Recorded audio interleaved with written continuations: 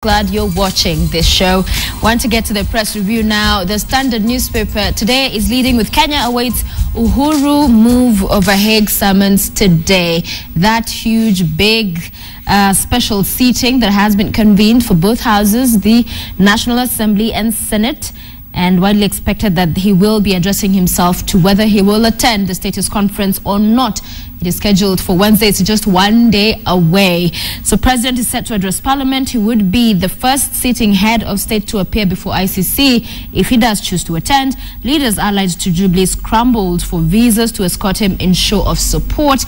We saw that from last week. We understand over 140 leaders, elected leaders, cabinet secretaries, you name them, have been just putting their paperwork together to ensure they travel.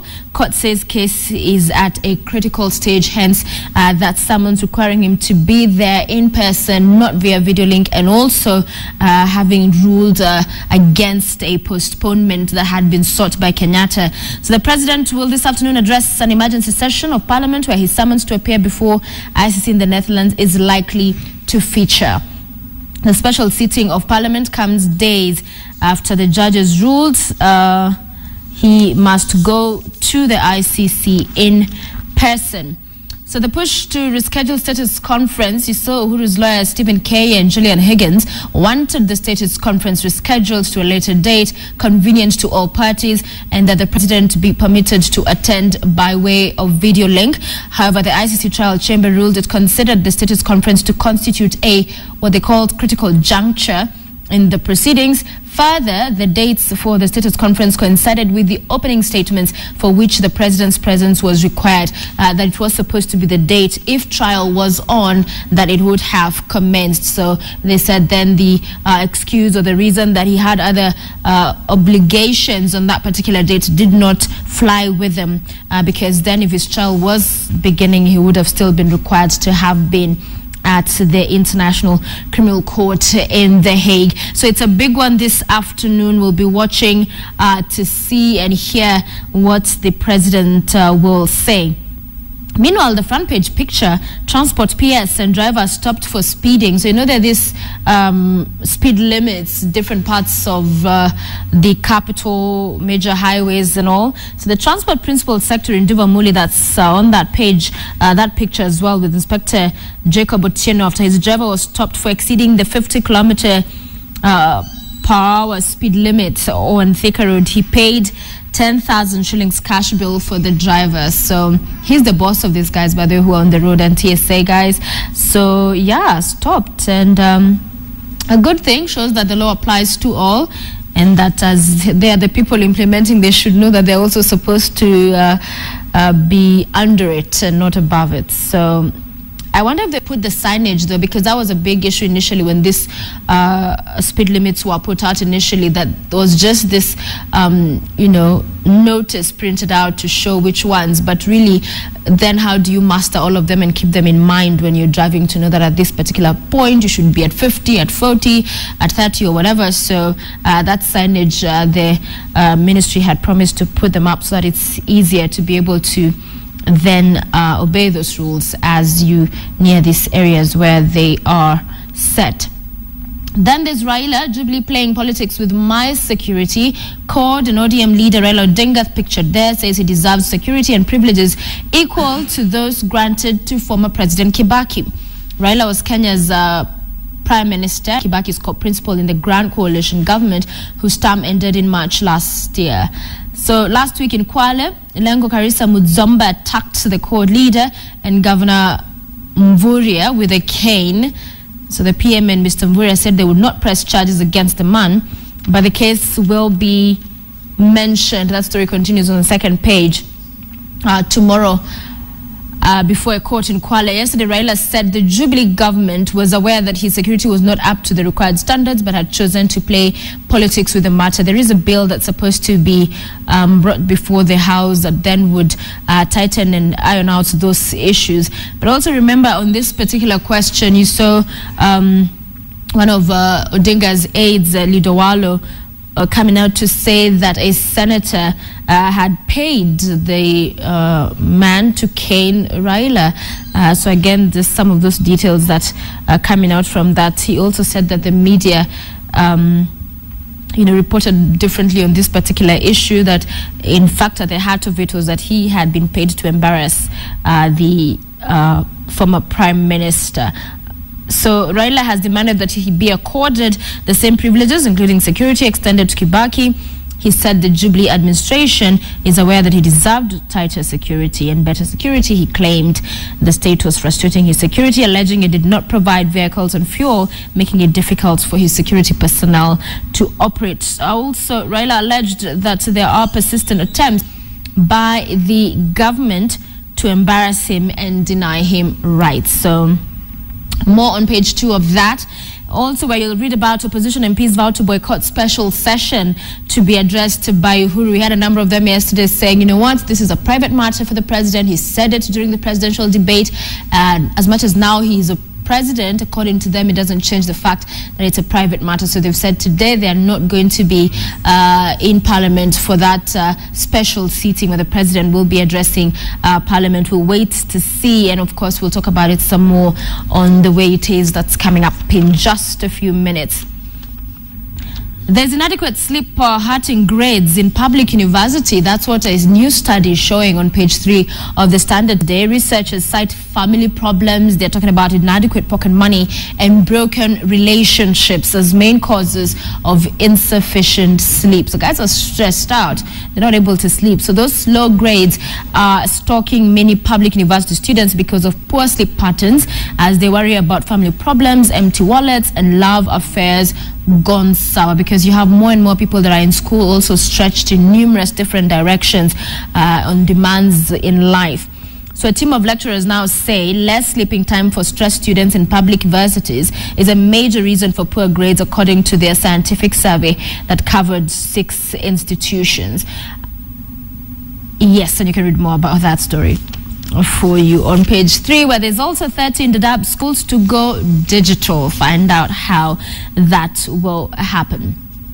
Boost for tourism as Expo kicks off is on page 4. Meanwhile, you have on page 7 the prayers for President Kenyatta. Ruto urges the church to pray for him, and DP says prayers have helped them weather the ICC storm and that they will be declared innocent soon. Remember, there were prayers before when they were first going to the ICC, then when they were running for office, now again in office and still facing this challenge of the those accusations or charges against them. So prayers is what they say is important. Leaders praise President's resolve on ICC. Leaders in Elgeyo Marakwet County have praised President Kenyatta for honoring the International Criminal Court summon to appear before the Hague-based court this week. Well, they're saying that, but he hasn't said whether he's going or not. Well, widely expected that he will go, but then again, got to wait and see. Teachers to state their pay demands. That story is still developing for you. Tomorrow's meeting will determine if teachers will go on strike and threaten national exams slated for later this month. So you always know they use this particular time of the year closer to the end of year exams. It's the best in terms of bargaining power for them and pressure to the government to meet their demands, because then if they don't, it interferes with exams and all. So we'll wait to see what happens with that.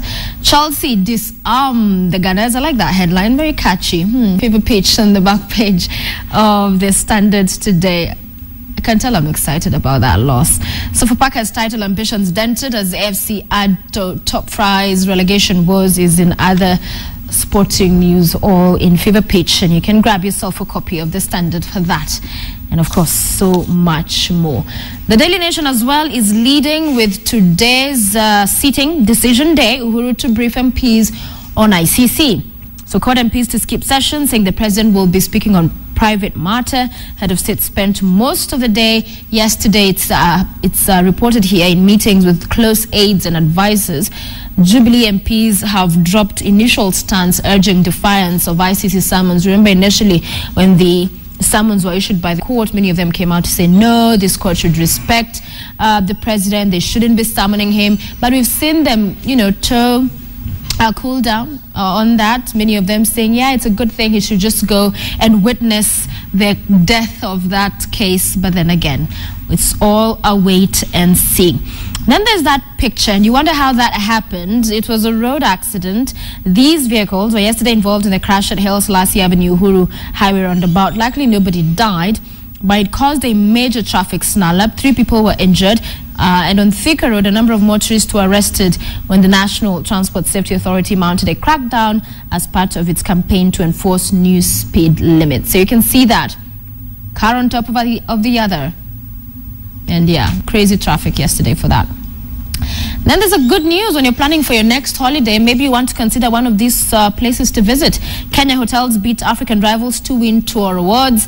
You have Diani Beach on the Kenyan coast has been voted the best beach destination in Africa.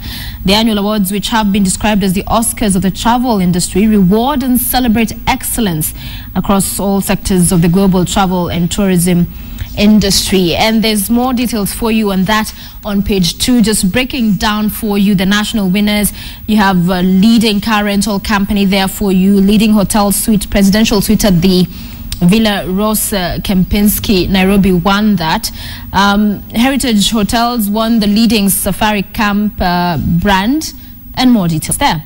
Meanwhile, today, another important day. Mpeketoni attack dossier will be out, released today. So that report on the attacks in which more than 60 people were killed is expected to be released. And the report was compiled by the Independent Policing Oversight Authority after the June killings.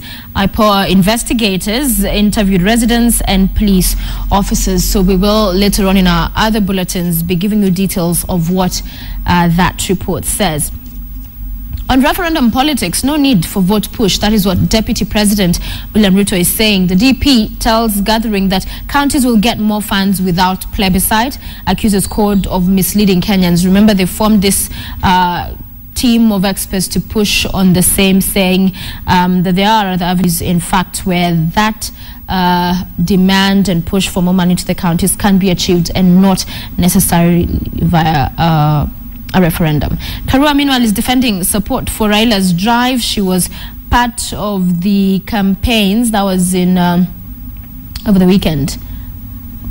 She was with them and said that, yeah, she's calling for and also wants more money to the counties, the one Kangemi in Westlands constituency for that.